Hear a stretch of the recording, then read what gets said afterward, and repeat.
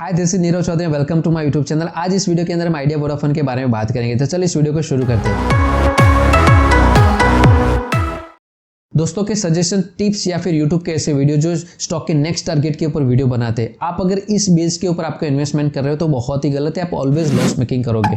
पिछले एक वीक से अंदर वोडाफोन आइडिया के अंदर भी कुछ ऐसा ही चल रहा है। बहुत सारे न्यूज आए और स्टॉक के अंदर बहुत सारी वॉलेटिलिटी आपको देखने को मिली है। राइट नाउ जब हम बात करें तो स्टॉक की प्राइस, क्लोजिंग प्राइस 12 रुपीज के आसपास थी, लेकिन पिछले एक वीक के डेटा मैं आपके साथ रखता हूँ। आप देखिए स्टॉक की प्राइस में कितना मूवमेंट देखने को मिल रहा है। आप देखोगे ना, स्टॉक अराउंड 10.6 रुपीज के आसपास ट्रेड कर रहा था। 1 सितंबर एजीआर के वर्डिक्ट आते और स्टॉक सीधा गिर जाता 7.85। फिर 3 तारीख को एक न्यूज आता है कि अमेजॉन वेरिजॉन इन्वेस्टमेंट कर सकता है। 22% की प्राइस में इंक्रीमेंट देखने को मिलता है। फिर 4 तारीख को इनकी बोर्ड मीटिंग थी फंड रेजिंग के लिए, लेकिन वर्किंग आवर में कोई मूवमेंट, कोई न्यूज नहीं आता, इसलिए 4% अगेन ये लोअर सर्किट लगाता है। और वर्किंग आवर के बाद न्यूज आता है कि उन्होंने 25,000 करोड़ की फंड रेजिंग को अप्रूवल दे दिया है। आने वाले कुछ टाइम के लिए इस काउंटर के अंदर बहुत सारी वॉलेटिलिटी देखने को मिलेगी। हर एक न्यूज के ऊपर आपको रिस्पांस देखने को मिलेगा। प्राइस में सडन हाइक भी देखने को मिलेगा, फिर लोअर सर्किट, अपर सर्किट आपको इसके अंदर देखने को मिलेगी, क्योंकि ये अभी ट्रेडर के हाथ में चला गया है।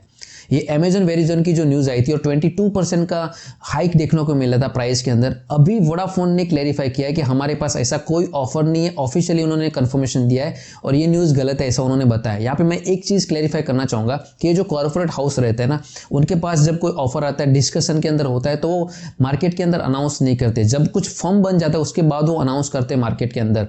और हम जैसे जो रिटेल इन्वेस्टर होते हैं ना, वो क्या करते हैं, एक छोटी सी न्यूज के ऊपर अपना इन्वेस्टमेंट कर लेते हैं। हमें वेट करना है। आइडिया वोडाफोन के अंदर भी हमें वेट करना है। आप अगर ट्रेडर हो, मैं तो रेकमेंड नहीं कर रहा हूं, लेकिन आप अगर ऐसे न्यूज के ऊपर इन्वेस्टमेंट कर रहे हो तो आप वेट कीजिए। पहले कुछ फर्म न्यूज आने दीजिए टेबल के ऊपर, अक्रॉस द टेबल कुछ फर्म न्यूज आते हैं, उसके बाद आप कुछ डिसीजन ले सकते हो। विदाउट प्रायर कंफर्मेशन आप ऐसे न्यूज मत लिया करो। न्यूज को साइड में रख के चलिए इस कंपनी का फंडामेंटल एनालिसिस करने का ट्राई करते हैं और समझने का ट्राई करते हैं कि इसके बिजनेस मॉडल में और बिजनेस के अंदर क्या चेंजेस आ रहे हैं। जैसे आपको पता है, भारत के अंदर 3 प्राइवेट प्लेयर बचे हैं, जियो, वोडाफोन और एयरटेल। जियो की मार्केट कैप आप देखते हो ना, तो अराउंड 4.5 लाख करोड़ के आसपास है। भारतीय एयरटेल की अगर बात करते हो तो 3 लाख करोड़ के आसपास उनकी मार्केट कैप है। और वोडाफोन आइडिया की अराउंड 30 से 35,000 करोड़ के आसपास है। ये जियो की 4.5 लाख करोड़ और वोडाफोन की 30,000 करोड़। ये मार्केट कैप में इतना ज्यादा डिफरेंस क्यों है, इसको सिंप्लीफाई फॉर्म में हम समझने का यहाँ पे ट्राई करेंगे।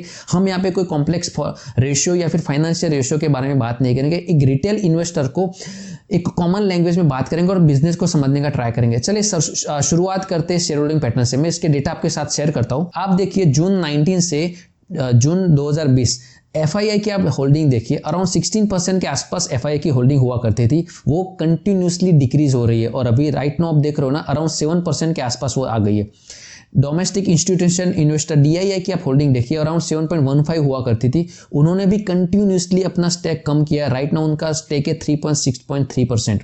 लेकिन यहाँ पे एक समझने वाली बात है, पब्लिक यानी कि रिटेल इन्वेस्टर देखिए, उनका पार्टिसिपेशन देखिए पिछले एक साल के अंदर कितना बढ़ा है। 5.61% से वो बढ़ के अभी 17.13% हो चुका है। आप समझिए कितना ज्यादा पार्ट ले रहे रिटेल इन्वेस्टर्स। पिछले एक साल के डेटा से ये क्लियर हो जा रहा है कि जो बड़े इंस्टीट्यूशन है ना, वो निकल रहे और छोटे रिटेल इन्वेस्टर एंट्री ले रहे। बड़े इंस्टीट्यूशन इन्वेस्टर के लिए क्या होता है, वो बिजनेस को ट्रैक करते हैं, वो बिजनेस के अंदर पार्टिसिपेट करते हैं, उसके ग्रोथ स्टोरी के अंदर पार्टिसिपेट करते हैं। और छोटे रिटेल इन्वेस्टर के लिए क्या रहता है, वो प्राइस, स्टॉक की जो प्राइस में मूवमेंट रहती है ना, वो ट्रैक करते हैं। वो ऑलवेज मनी कंट्रोल पे जाके या वेबसाइट पे जाके स्टॉक की प्राइस को, मूवमेंट को ट्रैक कर रहे होते हैं। वो कभी भी बिजनेस को इनसाइट नहीं देखते, बिजनेस के अंदर क्या चेंजेस आ रहे हैं, क्वार्टरली क्या रिजल्ट्स में चेंज आ रहा है। इसलिए पिछले एक साल के अंदर रिटेल आ रहे और FII जा रहे।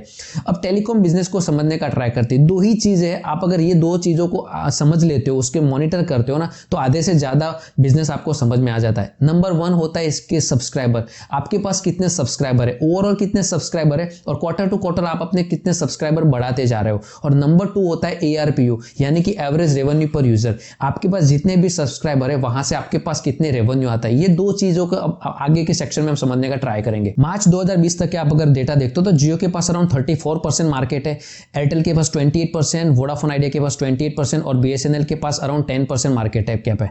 लेकिन पिछले 1-2 साल के अंदर जैसे जियो की एंट्री, उसके बाद टेलीकॉम सेक्टर के अंदर जो डिसरप्शन हुआ है, जो चेंजेस है, वो समझना बहुत ही इंपॉर्टेंट है, क्योंकि वही इंसाइट देते हैं कि कैसा बिजनेस उसका ग्रो हो रहा है। मैं डेटा आपके साथ शेयर करता हूं। आप देखिए पिछले 2 साल के अंदर हर एक कंपनी के मार्केट शेयर के अंदर कैसा चेंज हुआ है। एयरटेल ने अपना शेयर मेंटेन करके रखा, अराउंड 38% के आसपास। लेकिन वोडाफोन जियो के डेटा देखो, जियो का जो स्टेक 17% था वो बढ़ के भी 33% के आसपास पहुंच गया है। लेकिन वहां पे वोडाफोन का आप देखिए 39% के आसपास उनका टोटल मार्केट स्टेक हुआ करता था, वो अभी कम होकर 27.6% के आसपास पहुंच गया है। उनके स्टेक के अंदर कंटिन्यूसली डिक्रीमेंट देखने को मिल रहा है, वो जो बहुत ही खराब है। आपके अगर आप सब्सक्राइबर कम होते जाएंगे तो आप कैसे ग्रो करोगे। चलिए बात करते हैं ARPU के बारे में। ARPU का मतलब होता है एवरेज रेवेन्यू पर यूजर। आपके पास जितना भी सब्सक्राइबर बेस है, ऑन एन एवरेज कितने रुपीस पर यूजर आपके जेब में आ रहे हैं, उसको बोलते हैं ARPU। ये टर्म समझना बहुत ही जरूरी है, स्पेशली करंट टाइम में। अभी क्या रहता है, हर एक के पास ड्यूल सिम फोन रहता है। जैसे मैं जियो और एयरटेल दोनों यूज करता हूं, तो मैं सब्सक्राइबर दोनों के लिए हो गया। तो उनके जो सब्सक्राइबर के जो डेटा वो क्वार्टरली अनाउंस करते, तो मेरा नाम वो दोनों एयरटेल के और जियो के अंदर देखने को मिलेगा। लेकिन मैं रिचार्ज खाली एयरटेल के अंदर करवाता हूं, यानी कि मेरे रेवेन्यू एयरटेल के पास जा रहे हैं, जियो के पास मेरे रेवेन्यू नहीं जा रहे। इसलिए टेलीकॉम इंडस्ट्री की आप खाली सब्सक्राइबर बेज देख के नहीं बता सकते कि कौन कंपनी अच्छा परफॉर्म कर रही है। ARPU के डेटा भी आपको देखना पड़ता है, क्योंकि जिसके अच्छे ARPU होंगे वो कंपनी अच्छा परफॉर्म करेंगे। मैं डेटा आपके साथ शेयर करता हूं। आप देखिए एयरटेल का ARPU 157 रुपीज है, जो बहुत ही अच्छा है, ये लेटेस्ट फिगर है। जियो के देखोगे ना तो कंटिन्यूसली इंप्रूवमेंट करके अभी 140 तक पहुंच चुके हैं। और वोडाफोन आइडिया के देखोगे ना तो सबसे कम है 114, जो बहुत ही कम है। मतलब इतना कम ARPU आपका रहेगा ना तो आप ग्रो नहीं कर सकते। आप देखोगे ना तो क्वार्टरली इनके सब्सक्राइबर बेस भी धीरे धीरे कम होते जा रहा है और उनके ARPU भी सबसे कम है। अभी आपको सर्वाइव करना है तो आपके सब्सक्राइबर बेस को स्टेडी करना पड़ेगा और आपके ARPU को आपको बढ़ाना पड़ेगा। लेकिन यहाँ पे दिक्कत यह है कि आपको ARPU बढ़ाने के लिए आपके जो पैकेज के प्राइस है वो बढ़ाने पड़ेंगे। अभी जियो और एयरटेल के प्राइजेस फिक्स है। आप अगर ARPU बढ़ाने के लिए आपके पैकेज के प्राइस अगर बढ़ा देते हो तो कंपटीशन शिफ्ट हो जाएगा और लोग माइग्रेट करेंगे जियो या एयरटेल के अंदर। तो आप आपके प्राइस डायरेक्टली तो बढ़ा नहीं सकते। सब लोग मिलके जियो, एयरटेल और वोडाफोन आइडिया के म्यूचुअली एग्रीमेंट करता है और प्राइस धीरे धीरे करके स्टेप वाइज बढ़ाता है, तब जाके आपके ARPU बढ़ेंगे। इसलिए वोडाफोन डायरेक्टली डिसीजन नहीं ले सकता, और अगर वो लेता है तो कंपटीशन खा जाएंगे इनके और सब्सक्राइबर को, तो इनके लिए वहां पे बहुत बड़ी दिक्कत हो जाएंगी।